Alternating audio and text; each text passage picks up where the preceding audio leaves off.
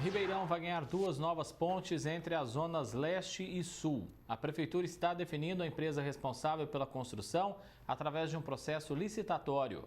A ideia é desafogar o trânsito em uma das principais avenidas da cidade. Avenida Maurílio Biagi, depois das 6 da tarde. Quem é que tem coragem de enfrentar o congestionamento? Só mesmo quem não tem outra alternativa.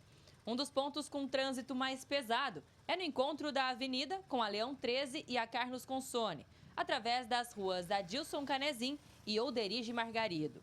Nos próximos meses, começa a construção de uma alternativa para esse local. 2 novas pontes. Então, os veículos que querem simplesmente passar, eles têm um cruzamento em nível. O que é isso? Eles têm que competir no mesmo nível, entrar na avenida para fazer um retorno para depois seguir aqui para Leão 13. Então isso acaba gerando um congestionamento, uma morosidade, possibilidade de acidente, tudo isso ele é potencializado.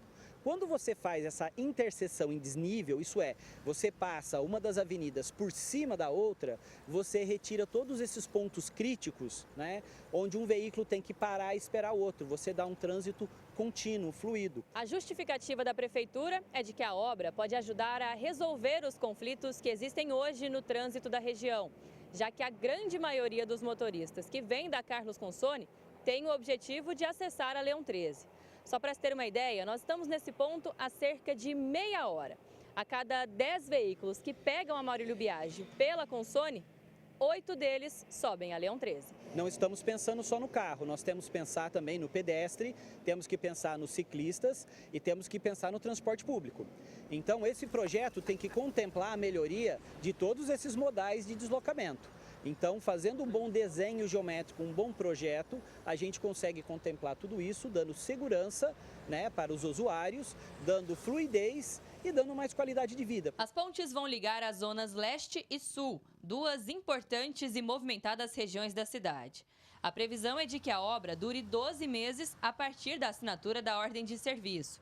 O custo estimado é de quase 10 milhões de reais.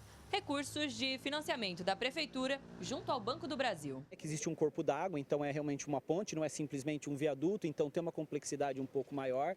Tem que ser muito bem visto aí como é que vai ser a fundação, para não ter nenhum tipo de recalque depois. E nós temos aí algumas árvores, então precisa ver a negociação que a Prefeitura vai ter com os órgãos ambientais para que essas pontes elas possam coexistir com esse aspecto ambiental, né, com essa paisagem, sem causar nenhum tipo de prejuízo ambiental para a região. O problema é que o histórico de obras na cidade não é dos melhores. São empresas que assumem contratos, abandonam as construções e o resultado ainda demora meses para sair do papel. Devem ser empresas sólidas, de vários anos no mercado de construção civil, de construção de obras públicas.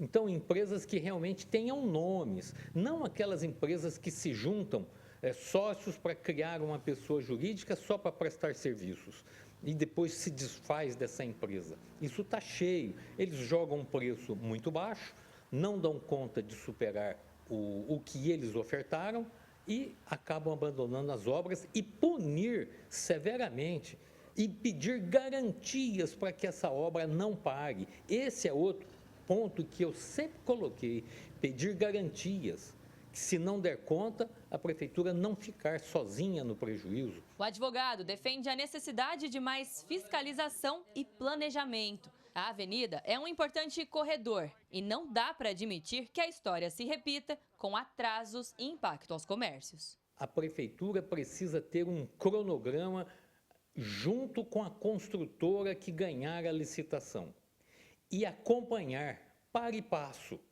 o desenrolar, o desenvolvimento desta construção. Na medida em que houver um andamento, vai havendo os pagamentos. E cobrar agilidade e serviço bem feito para também não ser obrigado a refazer algo que não foi bem feito por falta de fiscalização. Então, a prefeitura tem condições de fiscalizar e a Câmara Municipal a obrigação, o dever de acompanhar toda e qualquer obra. Alice Carvalho para o Jornal da Clube. No nosso canal digital da Clube já está o especialista em administração pública, Matheus Delbon. Delbon, bem-vindo aqui mais uma vez. Boa semana desde já para você. Como nós vimos aí, a Prefeitura, então, pretende construir 2 novas pontes ligando importantes avenidas de Ribeirão. É um trabalho necessário, mas que, de certa forma, exige também muito cuidado na execução e uma atenção, por parte também do Poder Executivo de Ribeirão Preto. Boa tarde. Boa tarde a todos os representantes da Clube. Realmente precisa de muito planejamento. Ribeirão, infelizmente, não tem um bom histórico, houveram problemas em outras obras. Por que esse cronograma, esse planejamento é importante? Para que os comerciantes dos locais afetados possam fazer programações de como suprir esse prejuízo momentâneo. É lógico que depois vai ter uma melhoria com a finalização da obra, mas durante a obra é importante que possa ter um plano B, se ele vai mudar de local, se ele vai atender de outra forma, né? Então, não só esses comerciantes, mas também a população do entorno possa ter um planejamento mais eficiente. Então, é importante que a Prefeitura tenha no seu processo de licitação um cronograma muito bem pensado, viável, factível. É melhor fazer um cronograma mais longo, mas que ele se torne real do que prometer algo curto depois, como as outras obras a gente vê, acaba se prorrogando, e você não tem um horizonte de eventos claro. E sim, como o colega advogado falou, mencionou na reportagem, tem que ter um plano B, tem que ter seguro, tem que ter contrapartida de garantias, tem que ter um edital de licitação que faça exigências claras na parte técnica. Não é só preço, porque não adianta prometer um preço bom, aparentemente a Prefeitura vai ter uma economia que no fim acaba custando mais caro. Então é importante que o edital selecione sim empresas sólidas, empresas que possam estar prestando esse serviço de acordo com o cronograma, e a Prefeitura tem que fiscalizar. Ao menor indício de que o cronograma não vai ser seguido, executar as garantias, substituir a empresa o mais rápido possível. E essa obra ela vem justamente para tentar desafogar o trânsito daquela região que já é caótico praticamente todos os dias. Como deve ser esse trabalho, então? A situação não pode ainda ficar pior durante essa intervenção. Tem que tentar, então, como você já até disse, planejamento para evitar um congestionamento terrível todos os dias.